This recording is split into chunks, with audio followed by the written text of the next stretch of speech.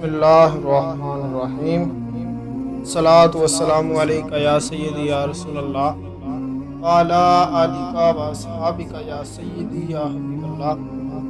میرے دوستو، آج کی ہماری اس ویڈیو میں ہم شب معراج کی فضیلت کے حوالے سے اور اہمیت کے حوالے سے گفتگو کریں گے۔ دعا ہے کہ اللہ رب العزت ہمیں حق اور سچ سن کر اس پر عمل کرنے کی توفیق عطا فرمائے، آمین۔ معزز سامعین اکرام، پیارے آقا علیہ السلام کی حدیث مبارکہ ہے، جو بندہ فاسق اور فاجر ہوتا ہے نا، وہ گناہ کو ایک مکھی کی طرح سمجھتا ہے، میں اسے انگلی سے اشارہ کروں گا اور یہ اڑ جائے گی۔ وہ گناہ کی حیثیت کو ایک مکھی کی طرح سمجھتا ہے۔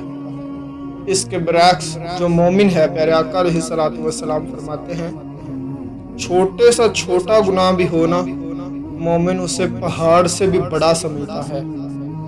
اسی طرح ایک روایت ہے، امام اعظم ابو حنیفہ رضی اللہ تعالی عنہ، آپ ایک دفعہ گزر رہے تھے تو کچی جگہ ہوتی تھی، صحرا میں تھے، وہاں پر اس وقت جو دیواریں ہوتی تھی وہ بھی کچی ہوا کرتی تھی۔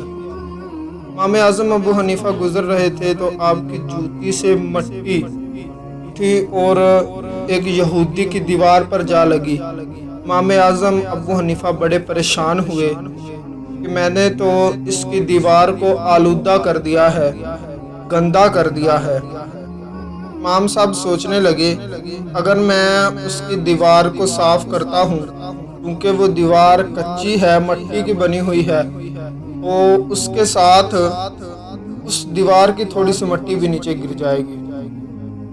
معزز سامعین، مومن جو ہوتا ہے نا، مومن وہ گناہ کو پہاڑ کی طرح سمجھتا ہے، کہیں یہ گر نہ جائے، کہیں اس گناہ کی سزا بھی مل نہ جائے۔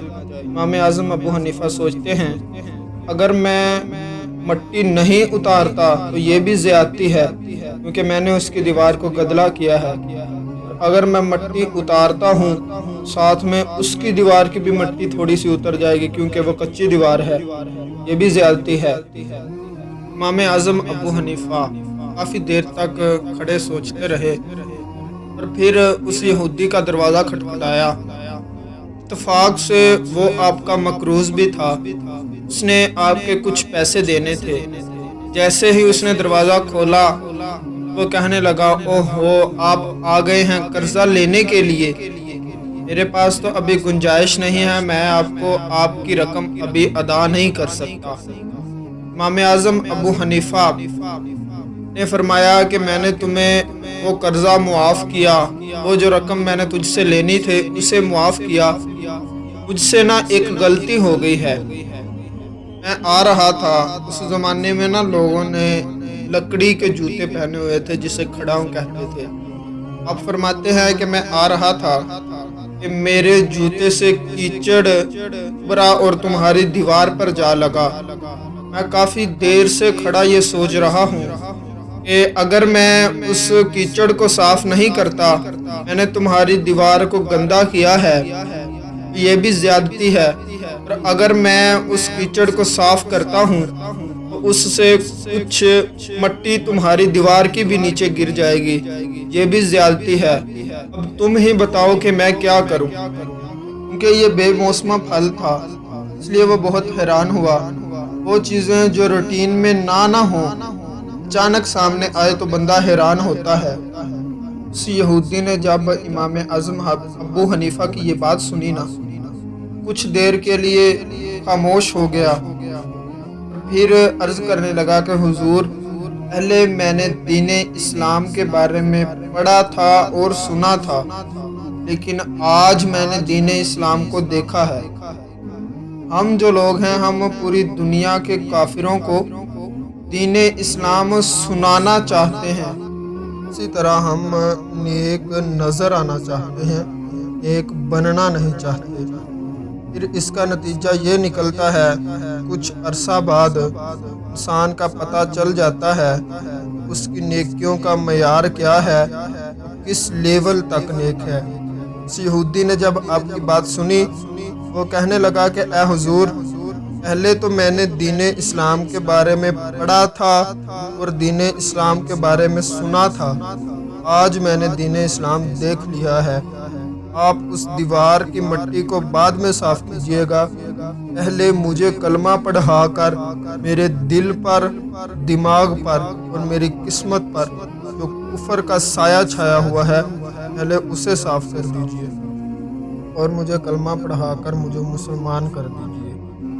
اسی لیے حدیث مبارکہ میں ہے کہ جو مومن ہے وہ گناہ کو پہاڑ سمجھتا ہے، اور جو بندہ غافل، فاسق اور فاجر ہے وہ گناہ کو ایک مکھی کی طرح سمجھتا ہے، میں انگلی کا اشارہ کروں گا اور یہ اڑ جائے گی۔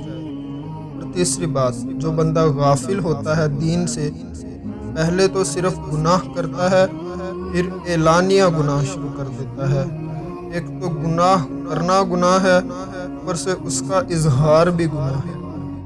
اسی طرح حدیث مبارکہ میں موجود ہے، ایک بندہ جب رات کو گناہ کرتا ہے، اللہ رب العزت اس کے گناہ پر پردہ ڈال دیتا ہے، لیکن وہ صبح جا کر خود لوگوں کو بتا رہا ہوتا ہے کہ جی میں نے فلاں گناہ کیا ہے۔ تو اللہ کے ڈالے ہوئے اس پردے کو اپنے گناہ سے اٹھا دیتا ہے۔ پھر جب وہ اگلا بندہ وہ اس کی یہ بات سنتا ہے، وہ بھی دلیر ہو جاتا ہے کہ یار اس نے یہ گناہ کیا ہے، چلو میں بھی کر لیتا ہوں۔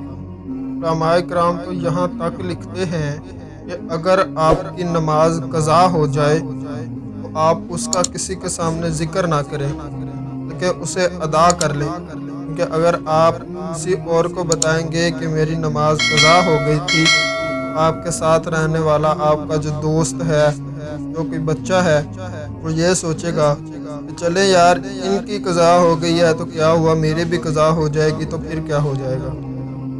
گناہ کرنا بھی گناہ ہے، گناہ کا اظہار بھی گناہ ہے۔ نبی کریم صلی اللہ تعالیٰ علیہ وآلہ وسلم نے ارشاد فرمایا، میری ساری امت کو معافی مل جائے گی سوائے ان لوگوں کے جو اعلانیہ گناہ کرتے ہیں۔